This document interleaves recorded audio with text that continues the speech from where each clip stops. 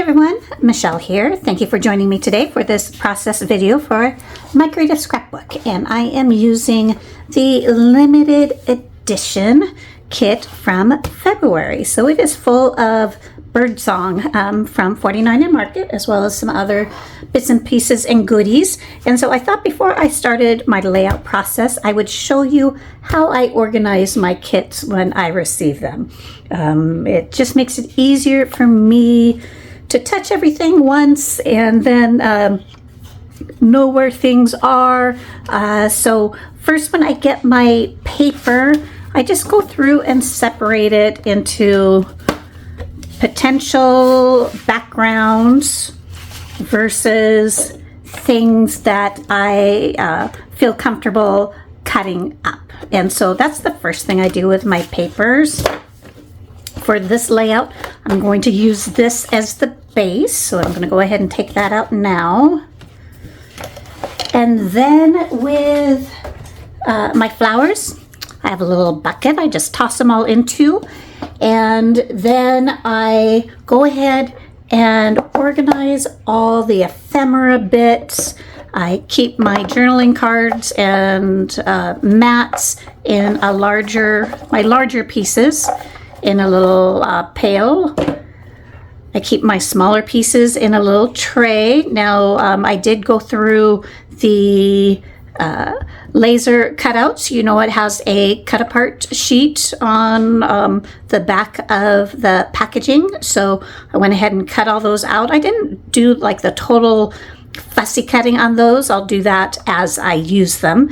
But I have my little tray for my smaller bits. Then I break up my titles, my smaller word bits, my tickets, my icons, journaling cards and frames, little file and label looking pieces, and then my flowers. And so that's how I separate all those, and it just makes it easier for me to keep things organized. So let's start the layout.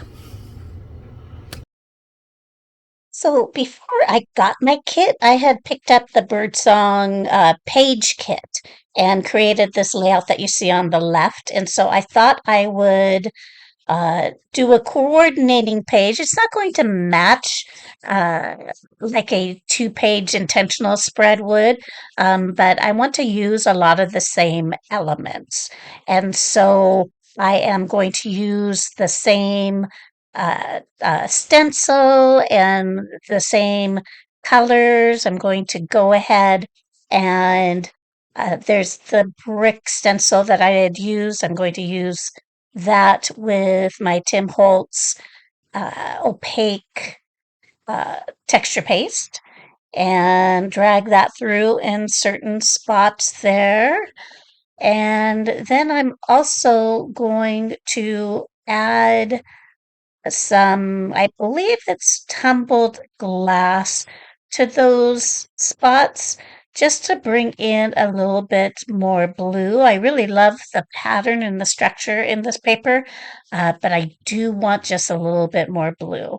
And so now I'm going to start working on some of the elements of the sketch. It had a long banner piece, and I cut mine too short, so I'm adding a second piece to the top of it. You'll see there, and I'm just going to cover it with a little strip, just like that. And I'm doing a lot of my inking with salvage patina.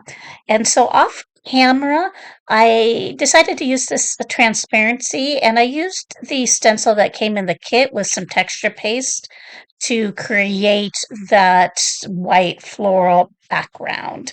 And so that's where that is coming from.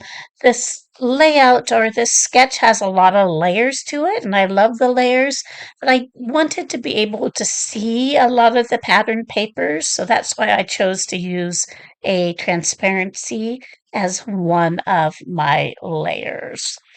And so I'm going to go ahead and mount that on a little bit of foam tape in an area that is not going to be shown.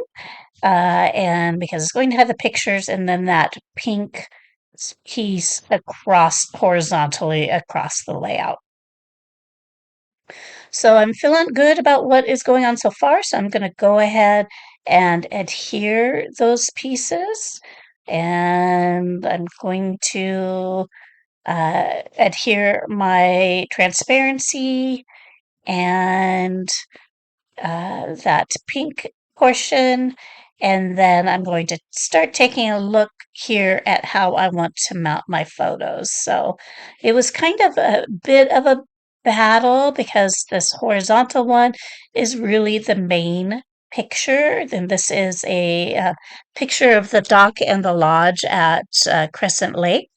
Um, but my other photo is of my husband, and it's more of a close up. So they kind of battle a little bit. I had to work at it a bit to find a good balance, and I hope I found a good balance. So I have that backed with one of the blue floral 4x6 cards, and then the longer navy piece that came in the ephemera bits. And now I'm going to use this frame for my husband's photo to kind of make it feel really important. Now, it does have a punch out piece that was for one of the cards that came in the center of that frame, but I just turn it over so the white is what is showing. So so my picture fits in there a little better. I'm also going to back the picture in white so that it can fit pretty well in that frame. And so with this frame, I really like it. It's just a little too big. And so I'm just going to edit down some of the layers, particularly on the sides.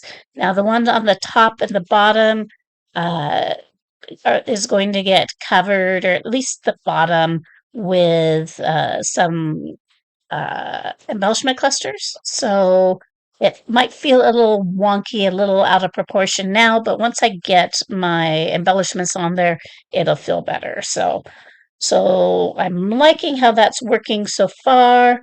I really like this floral piece. It's kind of a uh, greenish teal color. It was just a little big, and as is the white one for this particular layout. So I go ahead and remove a lot of the petals, or at least a few rows on each flower. So the size feels a little bit better and in proportion with what other elements are going on around it. So in the birdsong wildflower laser cuts. It's just full of lovely flowers. And so I'm going to bring in a little bit more of the pink. And so I use those pink flowers. And then I find that round element, the I stay with a round element. I think the color might change. I don't remember.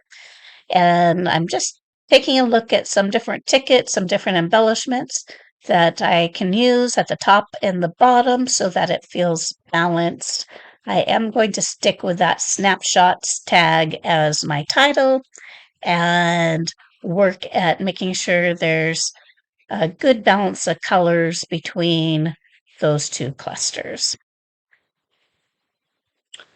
And so one thing that is important to me, and you'll know this if you've watched any of my videos, is I try to use a lot of product, particularly with these 49 and Market kits. You just get so much product. It's just makes it really easy to layer in some different pieces. And one great thing about the sketch is that there's just so many different levels. And so you can tuck some things in here and tuck some things in there and have a lot of depth without it feeling like things are just laying right on top of each other.